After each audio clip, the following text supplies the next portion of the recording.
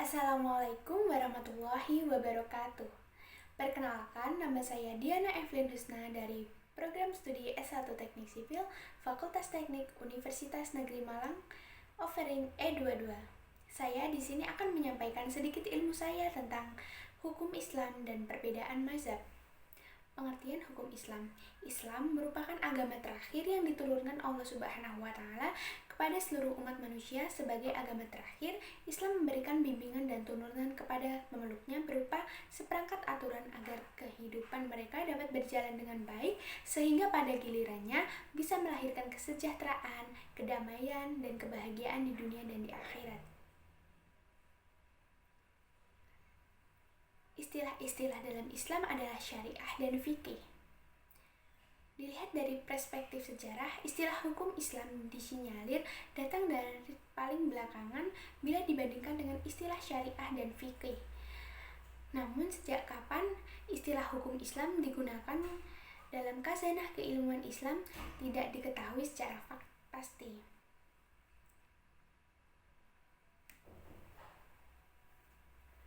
Berbeda dengan penamaan hukum Islam, penggunaan istilah syariah dan fikih banyak dijumpai dalam Al-Quran dan hadis. Mencermati sejarah di atas, dapat dipahami bahwa istilah hukum Islam merupakan sebuah istilah yang muncul belakangan dibanding syariah dan fikih. Namun demikian, penggunaan istilah hukum Islam oleh sebagian umat muslim lebih familiar daripada istilah syariah dan fikih. Meskipun apabila dilihat dari tujuannya, penyebutan hukum Islam seringkali hanya untuk menggantikan penyebutan syariah atau fikih. Artinya, seketika orang menyebut hukum Islam, maka dimaksud adalah syariah atau fikih itu sendiri. Dengan demikian, istilah hukum Islam tidak mempunyai makna spesifik yang mengarah kepada definisi tertentu, tetapi ia tidak lebih merupakan sinonim dari syariah dan fikih. Secara garis besar, syariah Islam dapat dibagi dalam 3 cakupan, meliputi yang pertama, petunjuk dan bimbingan untuk memperoleh pengenalan atau makrifat yang benar tentang Allah Subhanahu wa taala dan alam gaib yang disebut ahkam syariah ittihadiyah yang menjadi bidang bahasan ilmu tauhid atau ilmu kalam. Yang kedua, meliputi petunjuk dan bimbingan untuk pengembangan potensi kebaikan yang ada dalam diri manusia supaya ia menjadi makhluk yang terhormat yang disebut ahkam syariah khuluqiyah yang menjadi bidang kajian ilmu tasawuf atau akhlak. Yang ketiga, meliputi berbagai ketentuan dan seperangkat peraturan hukum untuk menata hal-hal praktis dalam melakukan ibadah pengabdian kepada Allah, melakukan hubungan atau pergaulan sehari-hari sesama manusia dalam rangka memenuhi hajat hidup, melakukan hubungan dalam lingkungan keluarga, dan melakukan penertiban hukum untuk menjamin tegaknya keadilan dan terwujudnya ketentraman dalam pergaulan manusia yang disebut ahkam syariah amaliyah yang menjadi bahasan ilmu fikih. Berbeda dengan syariat, secara bahasa fikih diartikan dengan al-faham, yakni pemahaman atau pengertian. Adapun secara istilah, fikih adalah memahami ketentuan-ketentuan syariah yang bersifat aplikatif melalui dalil-dalil yang terperinci.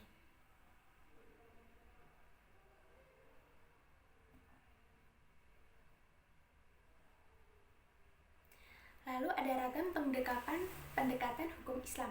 Sebagaimana dijelaskan sebelumnya bahwa syariah merupakan rumusan yang masih sangat bersifat global, oleh karenanya agar lebih spesifik perlu dipahami dan ditafsirkan menjadi kaidah-kaidah yang lebih rinci. Dalam rangka memahami syariah itulah terdapat banyak ragam pendekatan yang dikembangkan oleh para ulama di mana tujuannya agar dapat menemukan pemahaman yang paling dekat dengan makna sebenarnya yang terkandung dalam Al-Quran dan hadis. Setidaknya ada 3 ragam pemahaman yang dapat diketahui. Yang pertama adalah tekstualis atau transkriptualis. Tekstualis atau transkripturalis atau ragam pemahaman ini mencoba memahami teks-teks dalam Al-Quran dan hadis secara tersurat. Lalu rasionalis atau ragam pemahaman ini mencoba memahami teks-teks Al-Quran dan hadis secara tersurat atau makna di balik teks. Yang ketiga adalah konstekstual atau pemahaman ragam ini belakangan dikembangkan oleh banyak ulama. Para penganut ragam ini berusaha menggaris teks Al-Quran dan hadis, kemudian mengontekskannya sesuai dengan perkembangan situasi dan kondisi. Lalu kita membahas tentang sumber hukum Islam. Sumber hukum Islam secara keseluruhan ada 3, yaitu Al-Quran, hadis, dan ijtihad. 2 sumber yang pertama merupakan sumber pokok, dan yang ketiga atau ijtihad adalah sumber pelengkap, yaitu sumber tambahan. Hal ini sesuai dengan petunjuk Rasul melalui Mu'az bin Jabal, seperti tergambar dalam hadis yang diriwayatkan oleh Imam Baihaqi.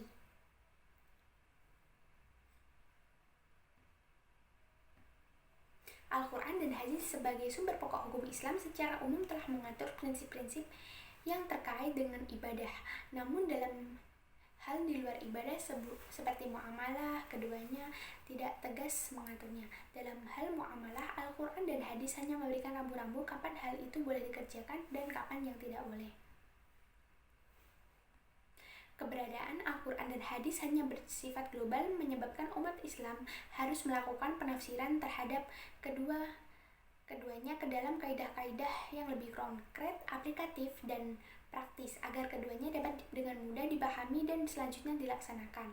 Namun demikian harus diperhatikan bahwa penafsiran terhadap Al-Quran dan hadis harus dilakukan dengan hati-hati dan tidak gegabah. Selain itu, mereka harus membekali dirinya dengan berbagai keilmuan yang dapat digunakan untuk menafsirkan keduanya, seperti penguasaan bahasa Arab, ulumul Quran, usul fikih, dan tarik atau sejarah Islam, dan lain-lain. Tanpa itu semua, hasil penafsiran yang dilakukan akan jauh dari kebenaran.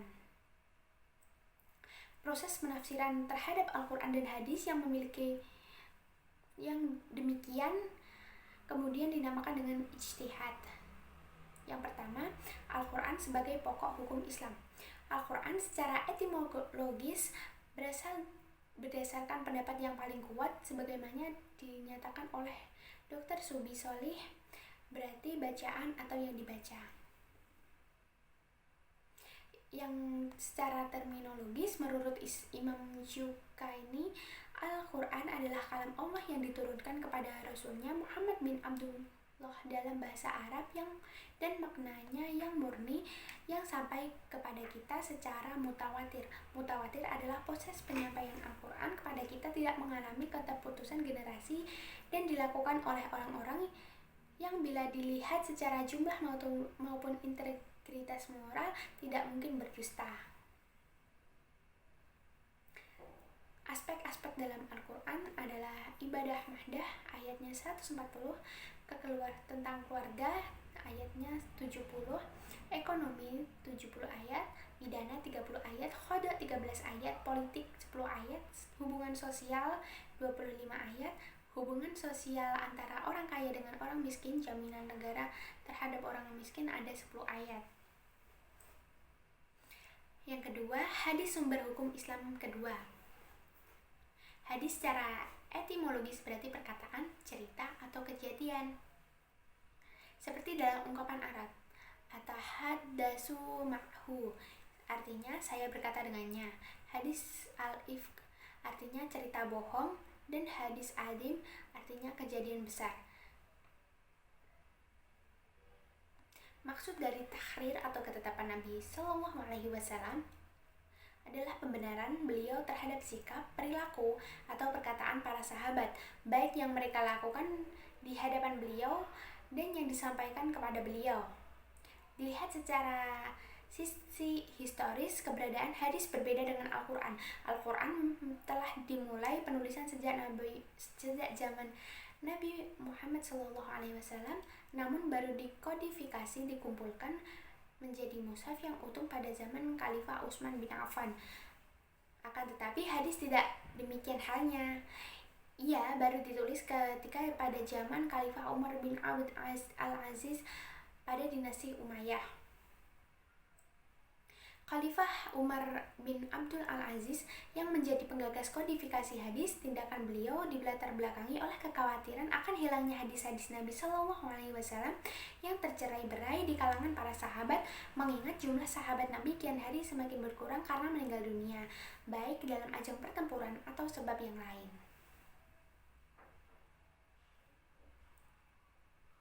Yang ketiga, ijtihad, sumber pelengkap hukum Islam. Ijtihad secara bahasa adalah mencurahkan segala kemampuan untuk merealisasikan sesuatu. Pengertian ini mengandung makna bahwa ijtihad hanya dipergunakan pada sesuatu hal di mana hal itu ada beban berat dan kesulitan-kesulitan. Untuk itu belum dinamakan ijtihad manakala suatu proses pekerjaan tidak mengandung unsur kesulitan dan beban yang berat.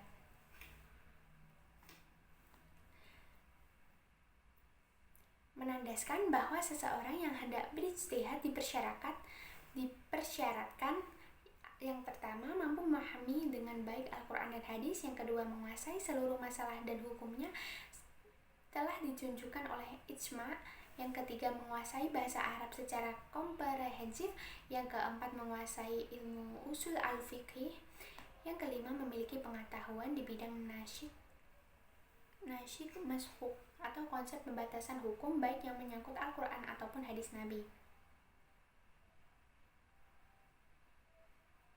Perbedaan mazhab dan cara menyikapinya.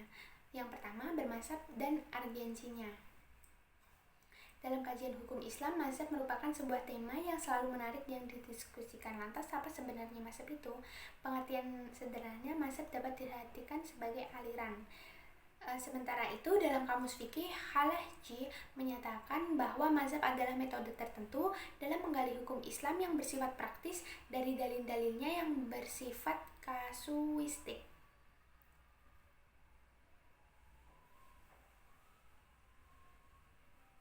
Ragam mazhab fikih. Secara umum dalam khazanah hukum Islam ada beberapa mazhab fikih yang terkenal dan diikuti oleh mayoritas umat Islam di dunia baik di kalangan Sunni maupun Syiah. Bagi muslimin Sunni, mazhab-mazhab tersebut adalah mazhab Hanafi, mazhab Maliki, mazhab Syafi'i, mazhab Hambali. Sementara di kalangan Syiah memiliki mazhab Ja'fari, Ismailiyah, dan Zaidiyah.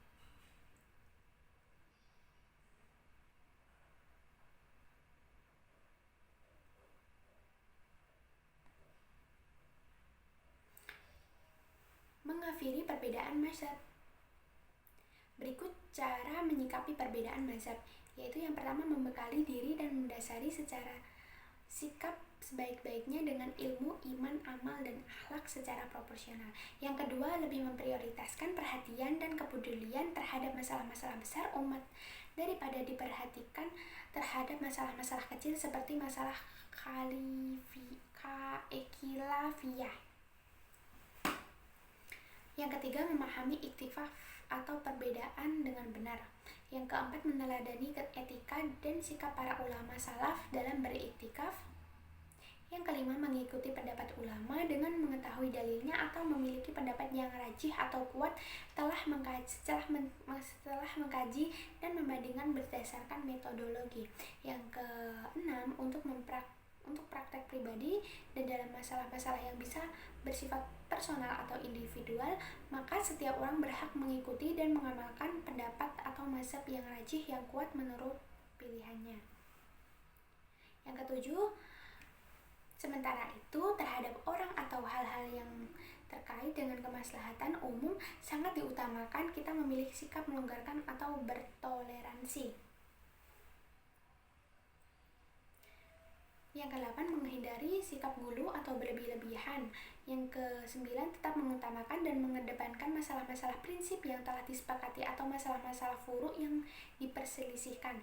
Yang ke-10, menjadi masalah-masalah usul atau prinsip yang disepakati masalah-masalah ijma' dan bukan masalah-masalah furu' ijtihadiyah sebagai standar dan parameter komitmen dan keistiqomahan sebagai seorang muslim. Yang ke-11, menjaga agar iktikaf atau perbedaan dalam masalah-masalah furu' ijtihadiyah tetap berada pada wilayah wancana pemikiran dan wawasan keilmuan. Sekian, terima kasih. Apabila ada kurang dan lebihnya saya mohon maaf. Wassalamualaikum warahmatullahi wabarakatuh.